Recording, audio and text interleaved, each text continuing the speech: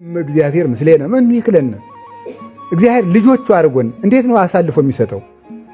ቤቱ ሲደፈር ዝም የሚል አባወራ ታውቃላችሁ? እንግዲያው በደሙ ያተመውን ቤት ዝም ብሎ የሚያይ ክርስቶስ አለ ይመስላችኋል? ሊጠብቀን እኮ ላይጠብቀን ደሙን ከፍሏል እንዴ! እግዚአብሔር እኮ እንዴት እንደሚያስብልን ብናውቀው እኔ ከዚህ በላይ ዕውቀት አያስፈልገንም ነበር። እግዚአብሔር በጣም እኮ ነው የሚያስብልን።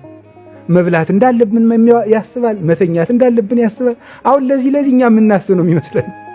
እግዚአብሔር ለገነቱ ለሆዳችን ደግሞ እኛ ነው የሚመስለን። በፍጹም መቼ መጉረስ እንዳለብን ያውቃል፣ መቼ ማረፍ እንዳለብን ያውቃል፣ ሲደክመን ያውቃል፣ አቅም ስናጣ ያውቃል፣ ብቸኛ ስንሆን ያውቃል፣ ሰው እንደሚያስፈልገን ሁሉን ነገር ያውቃል። ተሳስተን እንዳጠፋን ያውቃል፣ አውቀን እንዳጠፋን ያውቃል። ሁሉንም ያውቅልናል እግዚአብሔር። ስለሚያውቅ ራስን በእግዚአብሔር እቅፍ ውስጥ ወሩሮ መጣል ነው የሚያሳርፈው።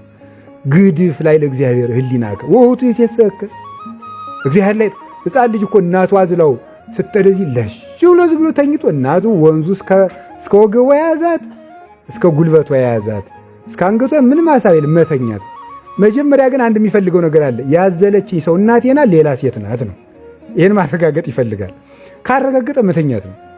እኛ ደግሞ ሕፃን መሆን አለብን። እግዚአብሔር ደግሞ አባታችን ነው። አዝሎን ተሸክሞን ነው የሚኖረው በእውነቱ ማለት ነው። በክንፈ ረድኤቱ ጋርዶ ነው የሚያኖረን። ከዚህ በላይ ምን አለ? ምንስ የሚያሻል ነገር አለ? ምንስ የሚጠበቅብን ነገር አለ?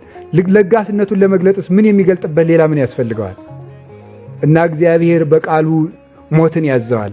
እኛም በሱ ቃል ሞትን ድል እንድንነሳ አምላከ ቅዱሳን በቸርነቱ ይርዳን። እግዚአብሔር